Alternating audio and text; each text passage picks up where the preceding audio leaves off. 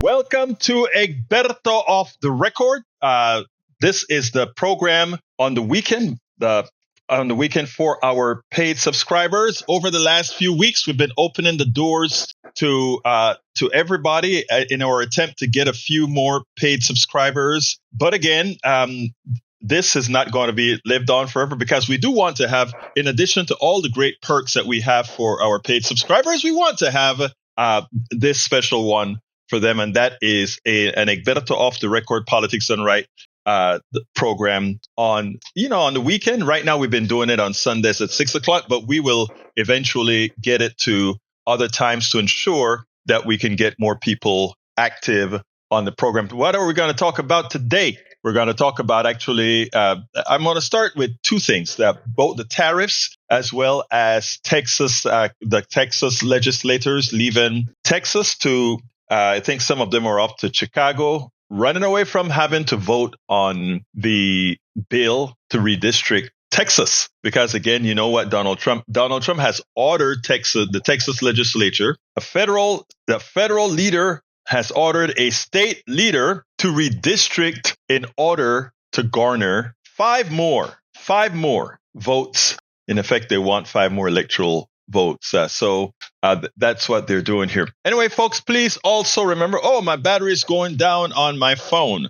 Better get that up before it dies altogether. All right. Also, remember, this program is yours, and you can always call us at 281, and I'm going to go ahead and put that into the stream. You can always call us at 281-823-7747 and change the subject. If there's something specific you want to talk about, if there's something specific you want to tell folks, this is your program. So give us a call at 281-823-7747, and we'll discuss whatever it is that you want to talk about. But I'm going to wait a few more seconds for us to get a few more populated here so that folks get the full fledge of what we're going to talk about. So anyhow, in your comments, the first few dozen people, I didn't get a chance to see who they are or where they're from. So if you'll be so kind, if you feel like typing, go ahead and throw in your city and state if you don't mind. If you're so inclined, city and state, so that I can call you out. But in the interim, please welcome Allison, Adam W, Deborah J. We also have Karen Andrews and Emery and Adele Gabalski. Tiffany Wallace is from Upton, Massachusetts. Welcome aboard, Tiffany Wallace from Upton, Massachusetts. Again, we'll get into the meat of the program in a little bit more. Adam is from Pittsburgh, PA, Pennsylvania. We've got Dr. Mary M. Mitchell. We don't know where you're from, but John A. Davis is from Minneapolis, Minnesota. We have Deborah J. from Fairfax, Virginia. We have Mary B. from Colorado Springs, Colorado. Beautiful area. Tony from Kingwood, Texas. Yesterday morning, we had a great rally in Kingwood. And I'd like, maybe while people are checking in, let me see if I can go ahead and just get a representative picture of what we did. We had a great show. And Buddy Monkey is from Bandera, Texas. Love it out there in Bandera. I used to go out there and do some rappelling in those crevices. Beautiful out there in Bandera, Texas. Love it out there. Actually, you guys are in the hill country. Beautiful, beautiful. Jane B in North Carolina. She's from Mooresville, North Carolina. Welcome, Jane B. Thank you so kindly for being here with us. Buddy Monkey, yeah, we would put those things into the rock, the limestone, I think it was, and rappel down with our daughters. We had this group it was with the YMCA, called the Indian Princesses, and we will rappel down the mountains with the kids. And I remember my daughter when she was like 12 years old, and we're doing it, and she was no problem whatsoever. I was scared. Don't tell anybody I told you. I was scared to death. Michael Rogers. Is this Michael Rogers from who have the what's the name of the magazine? Michael Rogers that I interviewed at Netroots. If this is the Michael Rogers that I'm going to see at Netroots on Wednesday or Thursday or Friday, let me know. And by the way, folks, let me tell you that story. Politics done right. Egberto off the record. We are going to be in New Orleans at the Netroots Nation conference. It's the largest conglomeration of progressives, bar none, in the country every year. We meet in a different city every year, and there will be between 3,000 to 5,000 people there, depending on the day. And I will be on Radio Row. I'm the person on Radio Row that will have the most interviews, anywhere between 25 to 50 interviews I do whenever I go there. We interview politicians, we interview activists that are doing some great things, and we interview sometimes just regular folks that are coming there to learn. Because again, our goal is to get the flavor of the entire country, and not only when we do our shows, but when we do out there. So I will be coming live from Netroots Nation several times. In fact, you'll see me pop up if the communication stays good. Sometimes there's so many people there on the Wi-Fi, even though we have a direct connect for those of us in Radio Row. Sometimes it gets a little bit iffy, but I'm going to try to do some live streams directly from there. Cecilia Voss is from Winston-Salem, North Carolina. Welcome aboard, Cecilia Voss. What about Kathy Tracy and Judith M. Dale? And where are you from? Let me hear where you guys are from. If I missed you or through the list, go ahead and throw your name and your city and state back in again. I'd love to acknowledge you. I like to do that. I think if you're gonna spend your time, spend a little bit of time with me, let's give you some acknowledgement. I'm going to see if I can get some of those pictures that I told you about on my camera roll multimedia 2025. Actually, you know what? I think I already posted those. I know I already posted those. I can actually show you guys some of those pictures from yesterday. I posted that on my website. On one of my website, that is. Let's go ahead and do it. All right, here it is. Let me put that up on the screen. This is let me put that in the middle, cover my face. There we go. This is we had the Rage Against the Regime protests in Kingwood. Kathy Tracy is from Exton, Pennsylvania. Thank you for showing up. Denise Shepard, welcome aboard, as well as Charles White. This is, I pointed out, Indivisible Houston. It should have been saying Indivisible Kingwood. What's wrong? She's going to knock me out. Indivisible Kingwood once again had a successful protest in Kingwood, Texas. The Rage Against the Regime protest makes it clear that Trump's attempt at authoritarianism will fail. And here are some of the pictures that I went out there and took. That you see it scrolling on the screen right now. I wonder if I can get it a little bigger. I don't think I can get it bigger with the thing that I'm using right now. But these people had some signs. Let me tell you, I'm not done putting it all out yet, but I'm about to get the videos. I did a video of an 18-year-old young man, and he was protesting with his mother. His mother was probably maybe a Gen Y, maybe a millennial. And he was an 18-year-old kid. And at first, he didn't want to do an interview, and the mother wanted to, and the mother did the interview. And I think she started to say things, and he started to feel more comfortable. And man, he gave a soliloquy that I'm going to post on its own, because it was great to see an 18-year-old kid with such insight. And then I looked at the kid and I said, you know what? Knowing that after some of us who are boomers and some of us who are the great, what were the greatest generation or whatever it's called, after some of us have done so much damage to the country, knowing that we have a lot of, I don't know what you 18-year-olds are called, but I know the Gen Zs, the Maxwell Frost, and all of these that are coming up now, they're doing a grand and a great job. So I want to thank all of those who showed up.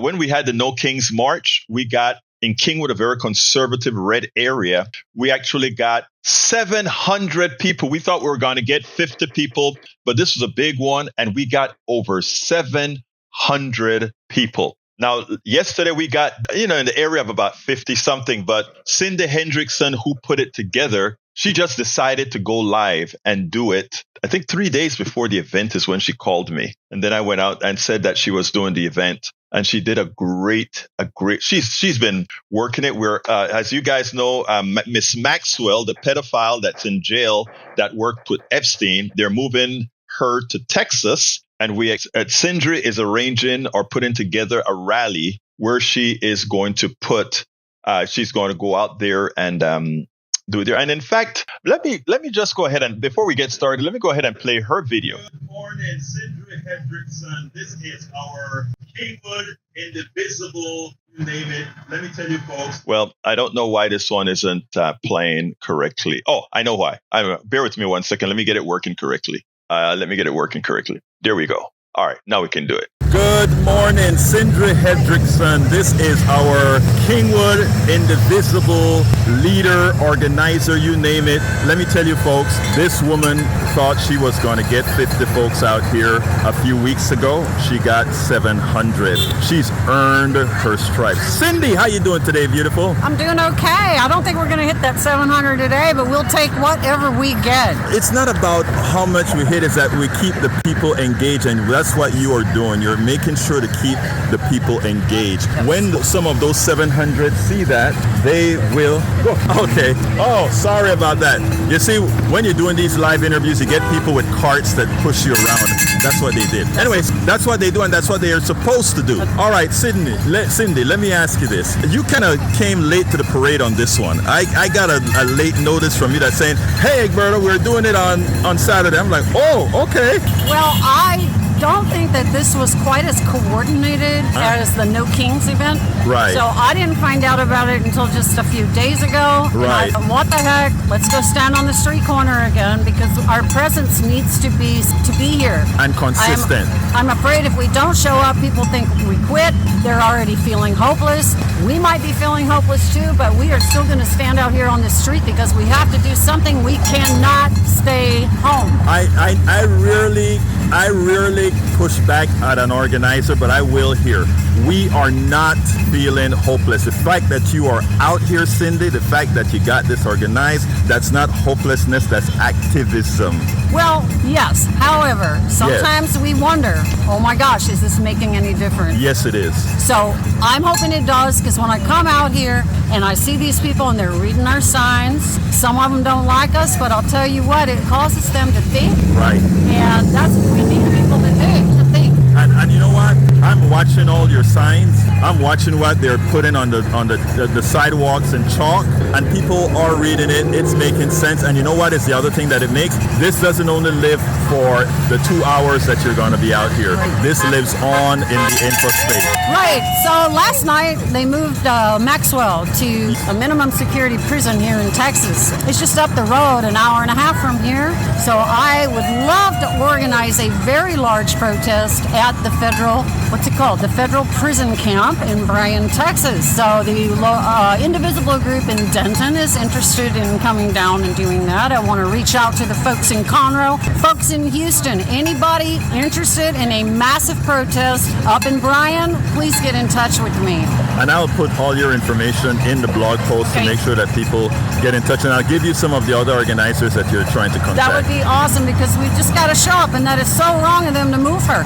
Minimum security prisons do not house sex offenders. She's a rapist. She's a child trafficker. And so they've made a deal. Now, Cindy, one question. I know right now this is, there's sort of a centralization on this protest on Epstein. One of the things that we can't lose track of is what this big, beautiful bill is doing around the country, and to keep that in the forefront. Are you ensuring that your Indivisible group continue to keep the pressure and information space on those who will be affected by this bill? Yes, one thing that we did do is print up some postcards that we need to do distribution on as far as door knocking. But it has a timeline for when changes from the big, beautiful bill will go into effect. People are going to think nothing's happening because a lot of this will not go into effect until next year. Right. So we have a door knocking thing that we will be doing. What else? I want to organize some kind of community meeting here in Kingwood where we can discuss these issues. We haven't gotten there yet. I'm thinking about September. September, okay, excellent. Well, look, keep us informed so we can make sure and get that advertised. As far as the things that are not happening immediately, let's prepare people for those people that are on the Medicare, the Obamacare exchange, that come November, they will be shocked and be ready to, we all will be ready to let people know why. Exactly. And we need to make sure we keep the fire on underneath Crenshaw, because he's supporting all of this, and He's absent. He doesn't talk to his constituents, but we need the neighbors here in this area to know that their Republican that they voted for is actually hurting them. Exactly, and I think we'll close it right there. That is a perfect end point. Your own congressman, the Republican congressman you voted for, is harming you. Yes. Thank you, Cindy, and thank you for all that you do. Thank you for being here. Absolutely. All right, folks. So wanted to that is the leader of the Indivisible, Kingwood, and she arranged the Rage Against the Regime protest yesterday. It was yet another successful event in this very, very, very red area. I live in a very, very red area, and we have this. But anyway, okay, let's get started on some tariffs. Call tariffs what they are, a national sales tax. Look, I want people to understand that this is not a little thing. There are so many things that are happening right now that we are not centralizing on some of the major issues. I have been on all of my programs, this program here, both on my KPFT 90.1 FM show in Houston, that is also simulcast here on Substack, as well as at my 3 o'clock show that is simulcast here as well. I have been staying away from the Epstein event, the Epstein fiasco, the Epstein scandal. And unfortunately, or I shouldn't say unfortunately, I should just make it a statement. I have been getting a lot of pushback, specifically from my progressive brothers and sisters. They have been giving me hell because they want me to talk about it. In fact, I got a call, and it's funny. I got a text at midnight, right? And I'm writing a blog at midnight, and I get this text from a very good supporter that's been with us for a very long time, and it was after midnight, and she called or she texted rather upset, and she was upset that I was not covering Epstein. And I looked at her and I said, look, here's the truth. This program that we do here right now, or when I do Politics Done Right on either the morning show or the afternoon show, it's the Alts program. I always try to let folks know that I listen to, this is bi-directional, unlike what you get with the mainstream media. So I actually listen to what people say. But I don't want to cover Epstein because I know that salaciousness of the Epstein thing will leave a lot of my poor brothers and sisters, my middle-class brothers and sisters, after the salaciousness of the Epstein stuff blows away, whether it gets the president embarrassed or not, impeached or not. After that, it's all over. They still are gonna lose their Medicaid. They're still gonna lose their SNAP. They're still the Obamacare exchange is still gonna double on them. All of those things are still gonna be a reality, and you're gonna feel good that all the bad things that Trump is gonna embarrass. But again, that's how I feel. But some of you don't. Some of you feel you want to rub in the Epstein thing, and some of you have even said we can walk and chew gum at the same time. And while all of you who are saying we can walk and chew gum at the same time, you are the smart ones. You are the ones that are able to chew gum and walk at the same time. But if you watch the news, the mainstream media, they are unable to chew gum and walk at the same time. It's more like they chew gum and walk one step at the same time. And that is my biggest concern. It is my biggest concern. Tony, thank you for agreeing. It is my biggest concern.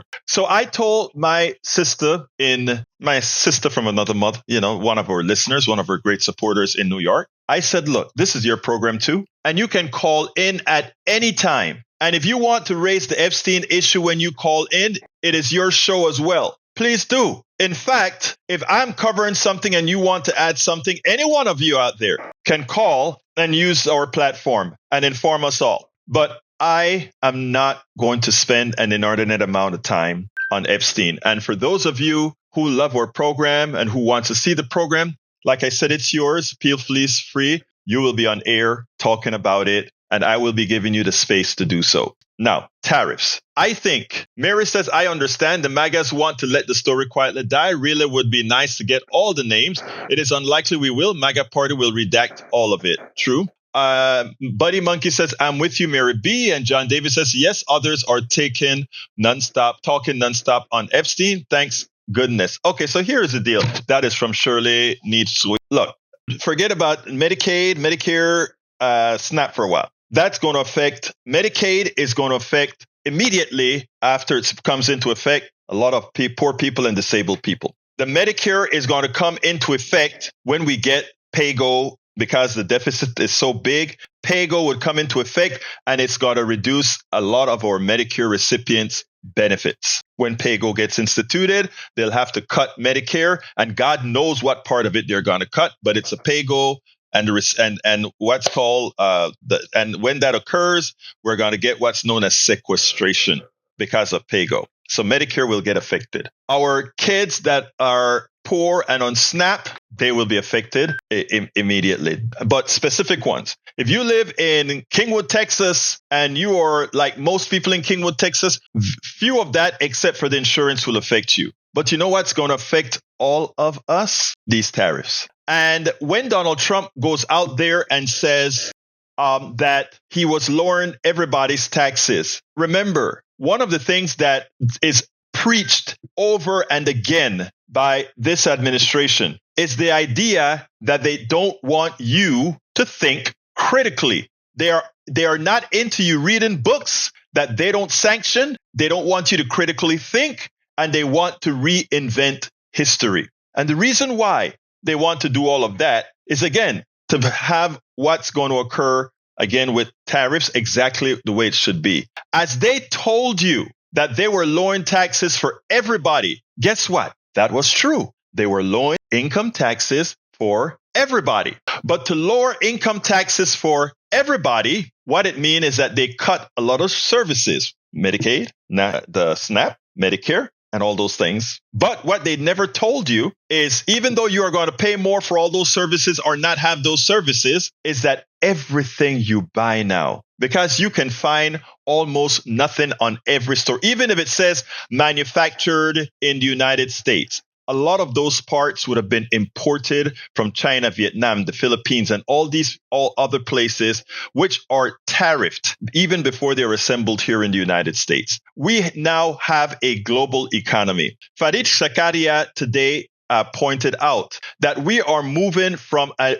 average tariff. Let me tell you the lies that they've asked you to absorb. The average tariff of bringing things into the United States was about 1.5%. 1.5%. The average tariff under Trump now will be 15%. And here's the thing. When he talks about the billions he's collecting from these countries with the tariffs he's applying, it is imperative that you tell your mother, your brother, your sister, your granny, and everybody else, including your MAGA brother, your MAGA sister, your MAGA everybody, that tax is being paid by them at Walmart. That tax is being paid by them at Costco. That tax is being paid by them every time they shop. So therefore, while Trump reduced some of your income taxes for those people who pay income taxes, he's taxed absolutely every American that buys anything in America. You may say, oh, but the bread that I buy is made in America. But the machine that makes the bread that will eventually need repair,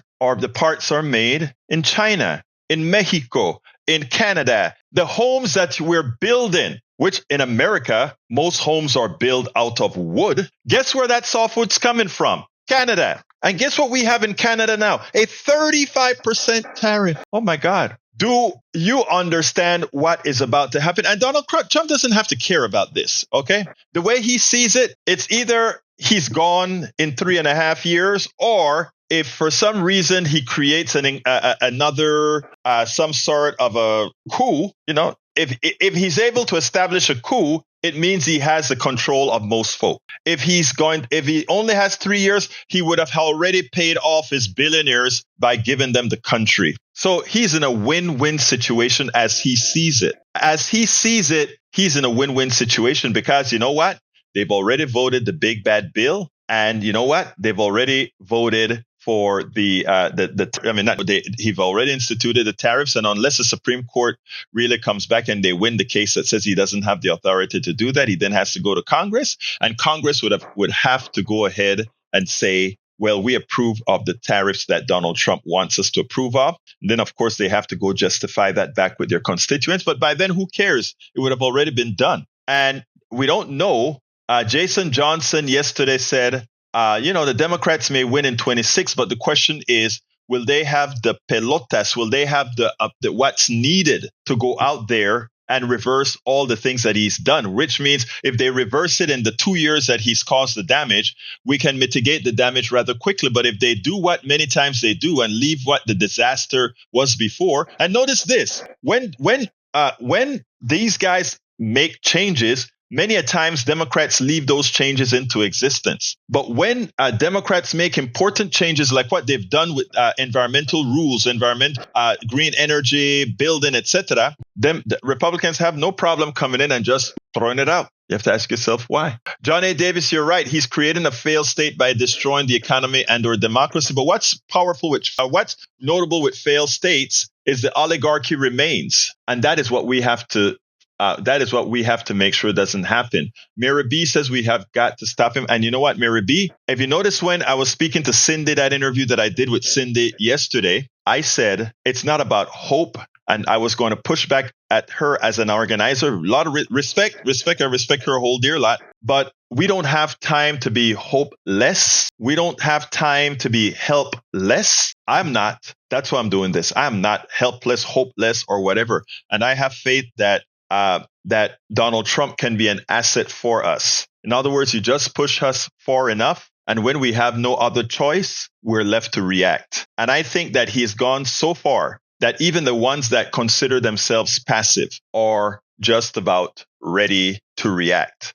Are you ready to react? If you're ready to react, drop me a line in the chat. Are you ready to react or not? Are you actually ready to make a difference, or do you feel hopeless and helpless? Anybody, give me some answers. If you even want to call, give me a call, 281-823-7747. If you want to say something, give me a call as well. Because I tell you, folks, I am not only a talking head, if you will. I want to actually make a change. And I'm not going to just sit down behind the camera. As you notice, I was with my peeps out there on our protest. But that's not the only thing that I'm doing. I'm also, I hear you, Mary. Mary B is right. Ready to open a can of whoop ass.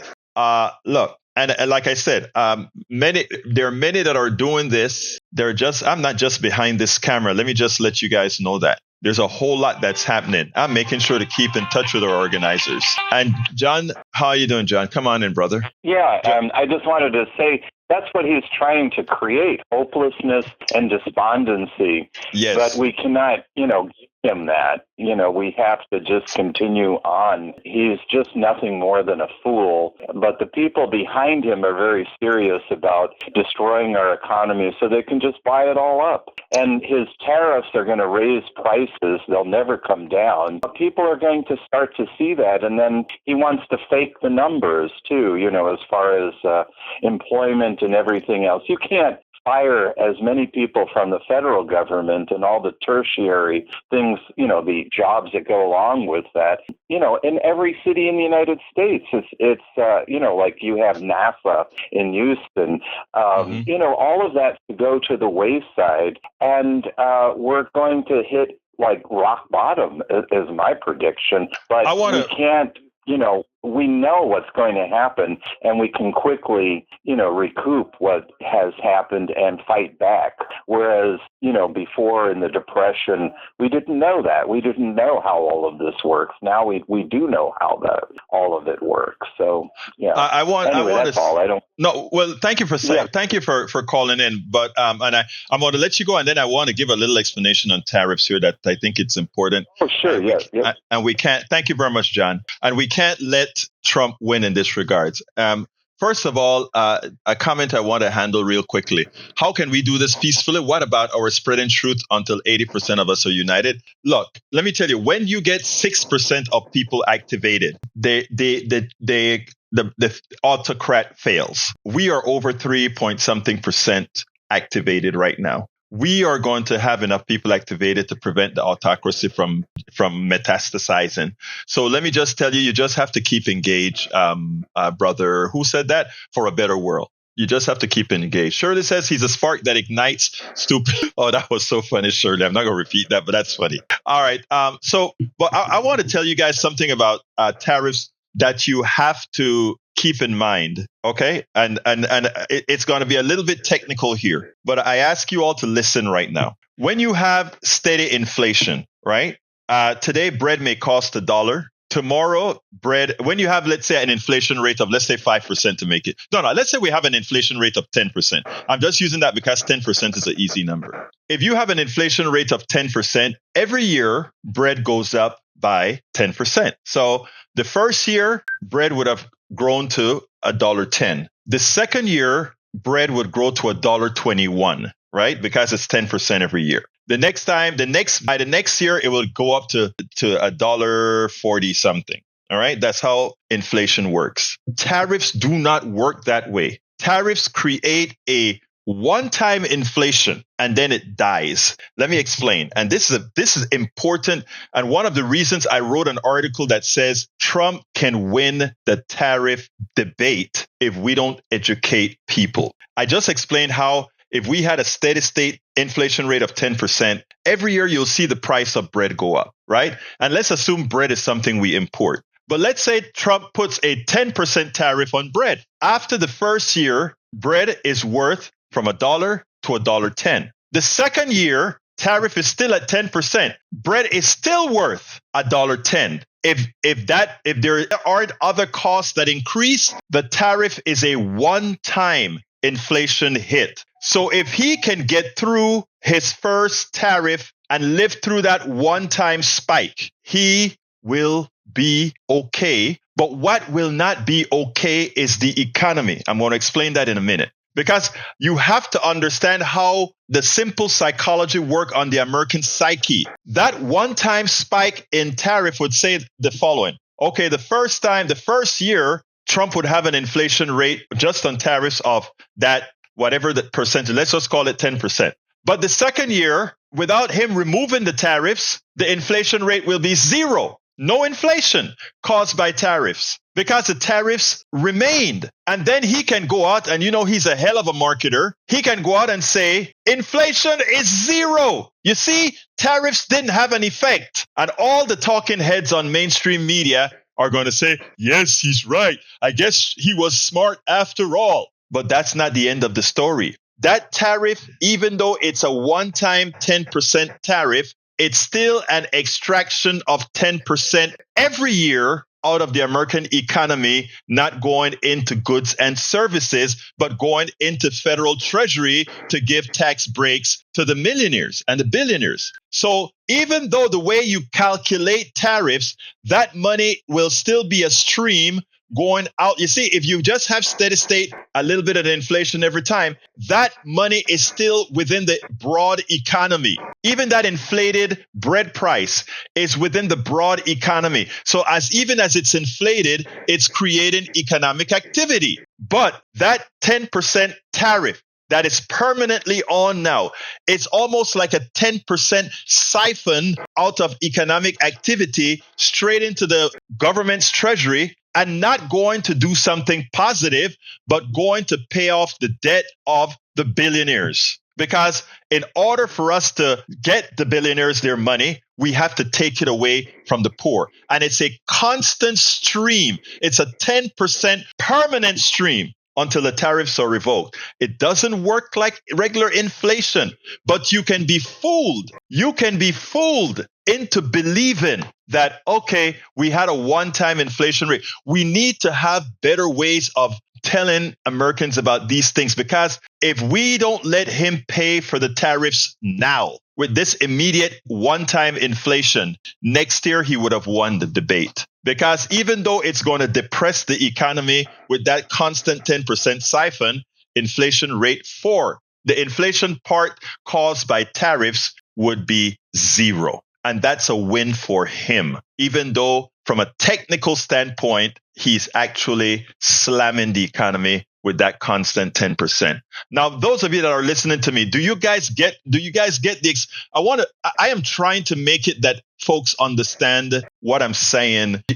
Was I clear enough with that? Please let me know. Was I clear enough with that to let folks see why he could win the tariff debate, even as the tariff will, for years to come, if it doesn't change, put a drag on the economy, and it won't show up as inflation, it will show up of lost economic activity. But guess what? That lost economic activity, a lot of folks will not immediately see. Let's attribute it to what he did to the economy with tariffs. And that is what we cannot allow to happen. We have to be those messengers that are going out there and telling the story. We have to be the ones telling the story so that people understand the downturn in the economy that you're starting to see. Okay, that is what you actually have to get out there. John, let's see. For a better world, so we need your skilled understanding and turn it into powerful messaging. Yes, and I need everybody's help to turn that into messaging, really, right? Because that's why I ask you if the way I explained it, it's making sense. Because what happens is it's a problem, folks, if we don't get it right. But we still have 3 to 4% inflation on top of the tariff price. Yeah. But and I'm glad, John, I'm glad you said it that way.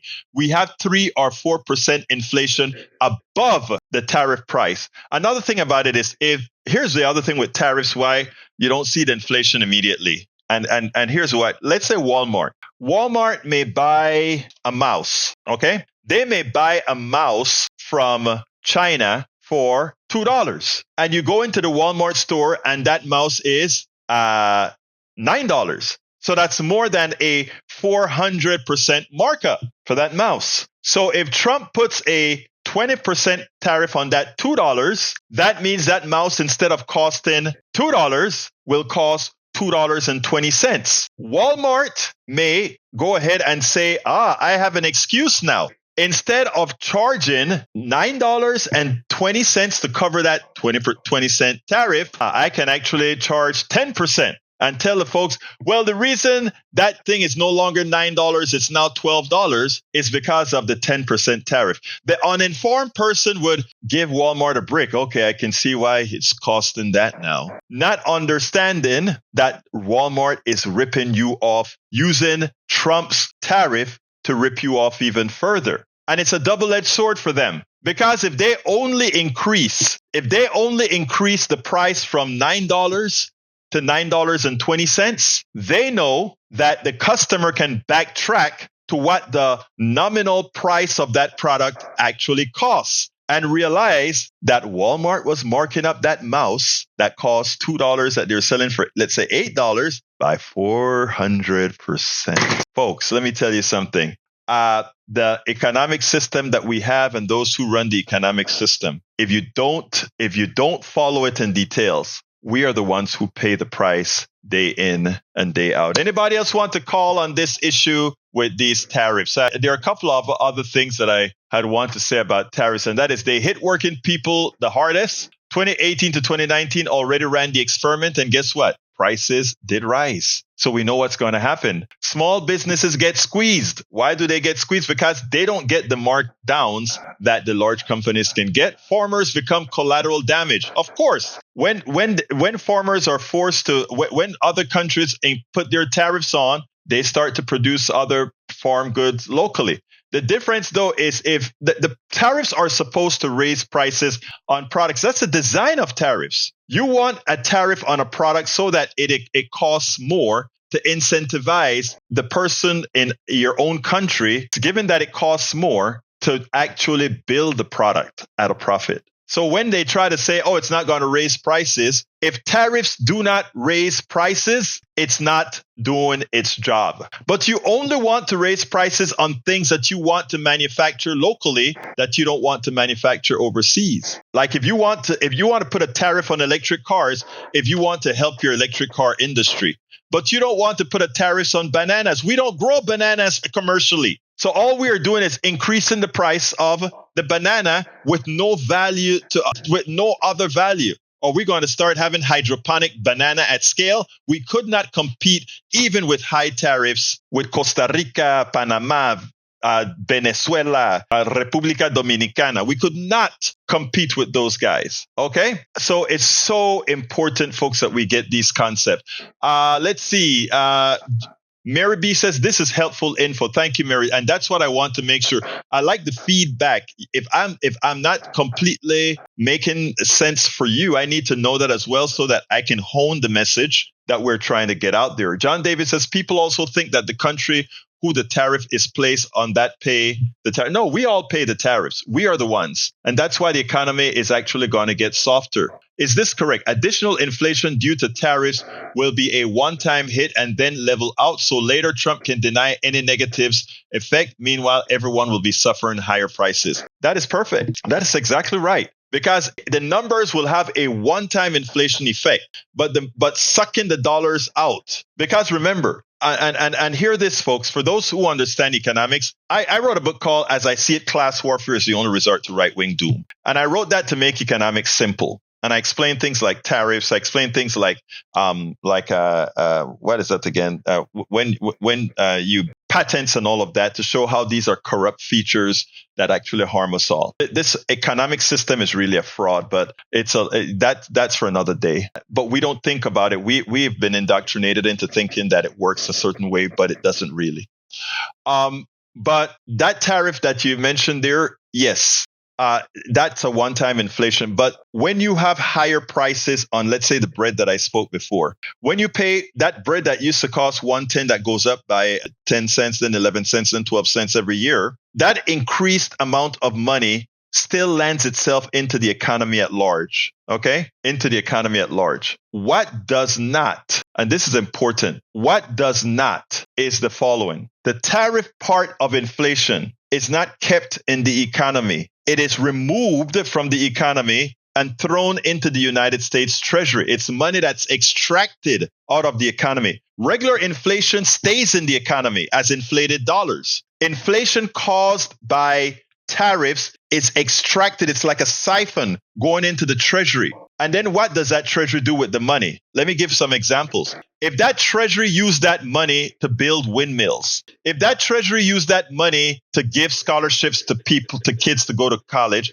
then that would be put right back into the economy, right? That would immediately make it back into the economy. So that would be a tax, but it would still be okay. But when that tariff is used for tax cuts, and who gets a tax cut? The majority of tax cut? Wealthy people. And since wealthy people, whether they get a tax cut or not, they are going to spend effectively the same amount of money. The economic activity generated by said tax cut that was funded by the tariff is zero. No economic activity generated. They'll say, well, they'll invest it. So what if they invest it? Investment isn't the spending of money. Investing isn't at all. How does it get into the Treasury? It's collected at the ports for a better world. When the product comes in, the person importing the product, before it's released to them, have to pay the United States Treasury money. That percentage, that 15% tariff, has to be paid to the government before it leaves the docks. And when it leaves the docks, and for people who buy from Temu or whatever that are imported, that money, FedEx will collect it at the door and then give it to the government. That's how those tariffs are collected, sir. I used to import a lot of boards that we design here from one of my products. So it's so important that we get it. So again, like I said now, if those tariffs, even though it's a regressive tax, was thrown back into the economy as scholarships, as green energy and all of that, it would be great. Even though it's a bad tax, it would be great because it's still going back into the economy. But when it is used to give tax cut to rich people, it has a zero effect. A rich person has no reason to build a factory if there ain't people to buy the products that factory is going to produce. We have to educate ourselves. Deborah J says Trump took lessons from Putin on how to steal wealth from the government and before the people and therefore the people. I read an article written by someone who spent time in Russia that there are grocery stores in Russia stocked with goods which only the oligarchs can access. Regular people are not allowed to enter those stores. Trump has taken lessons from Putin. Yeah, I mean, I was talking to a friend and this was a friend that still was of the opinion that, I tried to explain to him that tariffs are going to affect everybody. It doesn't know class. I mean, it does know class, rich or poor, but it doesn't know whatever. And he didn't get it till we went into detail on this stuff that I'm discussing with you now. But it's so important that we understand this. Look, folks, it's not about, we do not lose hope at all. At all. We are in it. I'll be up tomorrow at 5 in the morning to do my show at 6 o'clock at KPFT Central Time. Don't forget to chime in. 6 o'clock every morning. Every morning at 6 Central Time, 7 Eastern, 5 Mountain, 4 Pacific. And believe it or not, I have people in Pacific time zone listening to our KPFT program early that morning. But like I said, I was speaking to, and I'm going to have some of these videos prepared sometime this week. I hope to get it this week because I'm staging for my my trip to New Orleans for the Netroots Nation. But what I want to tell you is we are not going to despair at all. None. We are going to make it happen. It's on us. You hear me? It is on us. No ifs, no buts. It is on us. And we have to invest in doing it. And of course, I'm going to use this statement, we got to invest in doing this, to also ask all of you that are listening to me. Today is supposed to be for our paid subscribers. But like I told them, I'm going to be doing a few more shows every weekend that I'm going to open the doors for everybody. Because again, we need to garner more paid subscribers. And I hope by seeing what we do that you will consider becoming a paid subscriber. And how do you become a paid subscriber? You can become a paid subscriber by going to politicsdoneright.com/newsletter. This is Egberto of the Record Newsletter. So I'll put it in there. And I'm going to tell you how you can get my books. It's at politicsdoneright.com/books. If you go to politicsdoneright.com/books, I'll put it in the chat as well. You can get my books at politicsdoneright.com/books. And I'm scrolling my different books on the screen. And look, this is not, this is just to keep us going. Okay. Hope that you buy the books. I hope that you become a paid subscriber. Thank you, Mary B, for being a paid subscriber. And those of you who have the wherewithal to do so, it's inexpensive. And it allows me to keep doing this. In fact, this morning, as I was staging, I wonder if I have the picture that I can show you guys of the. I'm staging my station. I'm going to be on Radio Row, and I'm the one that generally I think I interview the most people at Netroots Nation every single year. I usually get between 25 and 50 interviews, and then I play them throughout the next few months so that you can see all the real great people that are out there to interview. But please consider becoming a paid subscriber by going to politicsdoneright.com/newsletter. For some reason, where are you guys? Where are all my pictures? I guess it didn't show up yet. Nah, it didn't move over to the network yet. All right, that's okay. I'll probably show that. Thanks, Linda Jean says, thanks, Egberto. Pacific time zone here, and appreciate your take. Well, we are going to do it. Look, back in the when we had the Red Scare with McCarthy and all those guys, people thought it was the end of America. People thought it was the end. No, it's not. No, it's not. We've been through this before. We just have to make sure there are always going to be these guys that are trying to use all kind of the isms, the sexism, the homophobia, the racism. They are going to use all the isms to try to divide us. Why do they do that? Because they know if we're concentrated on all that crap, that we're not going to see who the real culprits are. And you know why I'm doing this show? You know why I started doing this for the last 12 years now? And we've had successes, and yes, we've had failures, but we have to keep on doing it because every year more people understand. And yes, we make a few steps backwards, but ultimately we win. Ultimately we win. So I ask kindly again, please, I was talking to Bruce. Bruce gave me a great donation support today for our Netroots trip. I was speaking to him today and I said, if we could just to get to the next level on Substack, we need about 551 new subscribers. I'm trying like hell to get that. I don't know how long it's going to take me to get that. But also, for me to get some help, I work 7 days a week. To get some help, I need about 1,000 more subscribers. So please do whatever you can to become subscribers, paid subscribers, that is. And here is the link one more time. And I got to get out of here. This is the hour. And I'm going to prepare for Netroots. I'm going to give you guys live shows from New Orleans at the convention center for the Netroots convention. I'm going to try to get some of the interviews live on Substack. I'm going to try to set it up that way. I'm working on it right now so that you can see some of the luminaries out there. We'll get a few politicians to do it live as well, but you guys are going to see it. Anyway, got to get out of here. I want to thank you so kindly for spending this time with me here on Sunday. We'll be back next week. La semana vamos a estar aquí de nuevo. So thank you so kindly. My name is Egberto Willies, and thank you for being here on Egberto Off the Record. Y'all have a wonderful rest of your Sunday. We spend a lot of time deconstructing the news, trying to parse it into a form that everybody can understand. We try to find those little nitpicks where it flies above the fray, etc. If you really like these videos that we do, I want to ask a big favor. Please go ahead. Number 1, subscribe to our channel. And number 2, please join if you can. Thank you so kindly for watching. Keep watching. Please remember to share. We must populate the entire internet with our progressive message, a message that we know is what most Americans say that they want. So help us, please join.